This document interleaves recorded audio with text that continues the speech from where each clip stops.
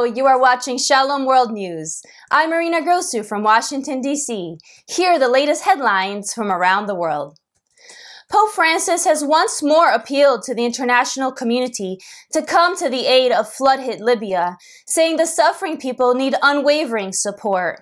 After his Wednesday general audience, the Holy Father prayed for the deceased, their loved ones, and those who have been forced to flee their homes.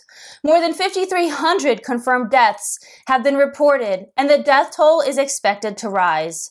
Authorities worry that 10,000 more people are still missing, either carried away by water or buried beneath the ruins of the city. The International Organization for Migration in Libya estimates that over 30,000 people have been displaced as a result of the flooding in Derna. Authorities are searching through piles of debris for survivors. Pope Francis conveyed his heartfelt spiritual closeness to the rescue and relief workers. He prayed for solace, fortitude, and endurance for everyone impacted by this tragedy. A green number has been established by Morocco's National Committee to Combat and Prevent Human Trafficking to allow Moroccans to report any suspicious incidents they think may be connected to human trafficking or child endangerment in the wake of the deadly earthquake that hit Morocco last week. UNICEF estimates that up to 100,000 children have been impacted by the disaster. Authorities said many Moroccan youngsters, particularly girls, are at risk of becoming victims of human trafficking. Children who have lost their families, homes, and sense of security are among the most vulnerable. Meanwhile, Pope Francis shared his closeness to the Moroccan people during the weekly general audience. The 6.8 magnitude earthquake that hit the nation on Friday is known to have killed over 3,000 people, and more than 5,500 injuries have also been reported. The United States Agency for International Development, or USAID, released its first ever religious engagement policy on Tuesday. Since its founding, the agency has partnered with religious communities and faith-based organizations to advance shared development and humanitarian objectives. The new policy, titled Building Bridges in Development, USAID's Strategic Religious Engagement Policy, reportedly gives aid workers a framework for engaging religious communities and faith-based organizations. Community and faith-based organizations serve some of the world's most vulnerable populations. Civic authorities across the globe get foreign aid and development support from USAID. With a $50 billion budget, it supports humanitarian initiatives in areas including disaster relief and socioeconomic development. In a news release, the agency announced the launch of the new policy, highlighting the important role of religious communities and faith-based organizations as strategic development partners. Legendary Brazilian football player Ronaldo Luiz Nazário de Lima has been baptized into the Catholic Church. His baptism was officiated by the famous writer and artist Father Fábio José de Melo Silva at San José do Jardim Europa Parish in São Paulo. Ronaldo posted the baptism pictures on his Instagram page this week, saying that the Christian faith had always been a fundamental part of his life since childhood, although he had not received baptism. He thanked Father Fábio, the parish priest Dom Oswaldo, and his godparents in his post. Ronaldo Luiz Nazário was born on September 18, 1976, in Rio de Janeiro, Brazil. He had a prolific football career that spanned from the 1990s to the early 2010s. Ronaldo is widely regarded as one of the greatest footballers of all time. After retiring as a player, Ronaldo became involved in various business ventures and held executive roles in football organizations.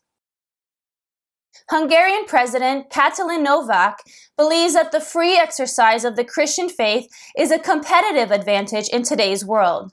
She said so at the closing ceremony of the National Kindergarten Program of the Reformed Church of Hungary. She acknowledged the 66 Reformed kindergartens that have been built or renovated during the past 4 years in 24 Hungarian municipalities. In total, about 3,000 children receive education at these schools across Hungary. Novak, who herself has 3 children, said she is grateful that there is an increasing number of parents who want their children to enter adult life strengthened in faith, equipped with belief, and with knowledge of Christian values. She also emphasized that the values that young children learn in kindergarten are decisive for the rest of their lives. Patriarch Bartholomew of Constantinople condemned the Russian Orthodox Patriarch Kirill for blessing the Russian invasion. He called the Russian invasion of Ukraine a disgrace. The Orthodox Patriarch of Constantinople said the war is a great shame for those who inspired it and for those who continue, directly or indirectly, to justify and support it. He said that it is also a disgrace to those who remain silent, who tolerate it, who pretend not to see it. Every day, innocent people lose their lives. Civilians are being bombed. Towns and villages are razed to the ground. Holy places are being desecrated, as was recently the case with the Transfiguration Cathedral in Odessa, which was severely damaged by a Russian rocket attack. He expressed hope that leaders of the Russian Church would listen to the sufferings on both sides and join efforts to end the war and establish peace. The Walk the Cross, a major Catholic pilgrimage, will be held in Ireland between September 14th and September 16th. Pilgrims will carry the wooden cross, a powerful sign of their unshakable faith, on their journey. The aim is to foster a devotional state by highlighting the importance of prayer, penance, and evangelizing. The 33-mile voyage will begin in each of Ireland's 4 unique areas, namely the northern, southern, eastern, and western regions. The trip will conclude on September 16th in Clonmacnoise, an old and venerated holy site, where the Holy Cross will be elevated by representatives from the 4 provinces. The idea for this project came from the well-known Camino de Santiago, a network of pilgrimages that ends at the shrine of the Apostle James in Spain. Tasha Khan, a pregnant mom who refused to abort on the recommendation of doctors in Michigan shortly after she was diagnosed with brain cancer in 2022, continues to battle the disease a year later. Khan said aborting her baby was never an option because it was against God's will.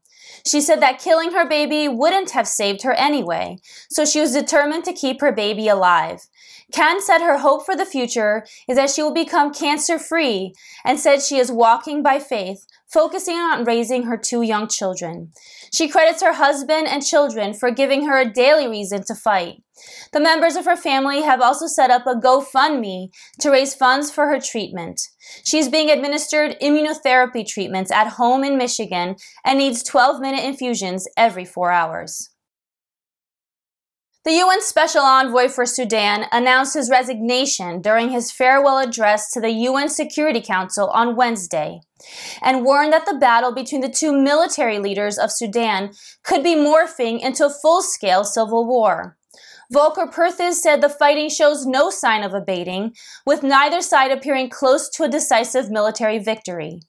Sudan has been rocked by violence since mid-April, when tensions between the country's military, led by General Abdel Fattah Burhan, and the paramilitary Rapid Support Forces, commanded by General Mohammed Hamdan Dagalo, erupted in open fighting.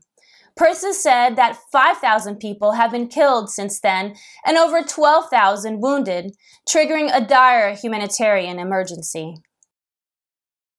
Senator Marco Rubio of Florida introduced a bill on Wednesday that would prohibit federally supported hospitals and government organizations from requiring staff members to participate in activities that promote radical gender ideology.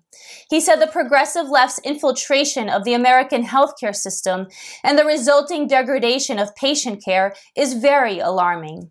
Rubio presented the Protecting Conscience in Healthcare Act to stop this damaging, radical gender ideology in American hospitals and healthcare institutions. Under Rubio's legislation, employees of hospitals would not be required to attend an event celebrating or affirming a person's identity that is incongruent with the individual's biological sex, or require an employee to use a patient's preferred pronoun, or require an employee to share their preferred pronoun with colleagues and patients. A revised version of the federal policy known as the Deferred Action for Childhood Arrivals, also known as the DACA program, has been deemed illegal by a federal judge who gave the same ruling previously. The program prevents the deportation of thousands of immigrants brought to the U.S. as children. U.S. District Judge Andrew Hanen said the program is vacated and the Department of Homeland Security is enjoined from implementing a final DACA rule until further order of the court, the Fifth Circuit Court of Appeals, or the Supreme Court of the United States. Oversight Committee Chairman James Comer announced plans to hold a hearing this month after previewing the next steps for the House impeachment inquiry into President Biden's business dealings on Wednesday.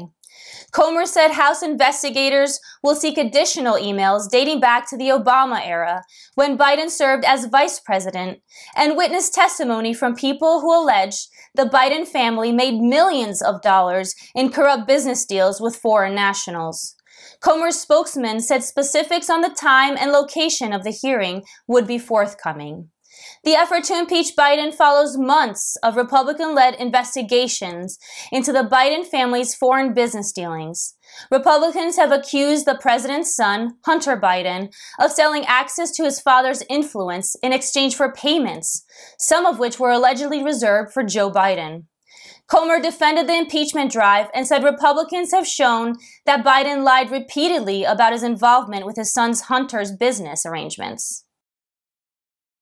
A U.S. federal appeals court on Wednesday ordered a public school district in San Jose, California, to reinstate a Christian student group, which the district claimed discriminated against LGBTQ students with its restrictions on who could serve as club leaders. The Ninth U.S. Circuit Court of Appeals, on a 9-2 vote, ruled that the district violated the Fellowship of Christian Athletes' right to free exercise of religion under the First Amendment of the U.S. Constitution by revoking its status as an official high school student group. Daniel Blomberg, a lawyer for the club at the Becket Fund for Religious Liberty, in a statement, said the ruling ensures religious students are again treated fairly in San Jose and throughout California. And those are your latest headlines. Join us again tomorrow for more. You can also visit swnews.org for more updates. Shalom.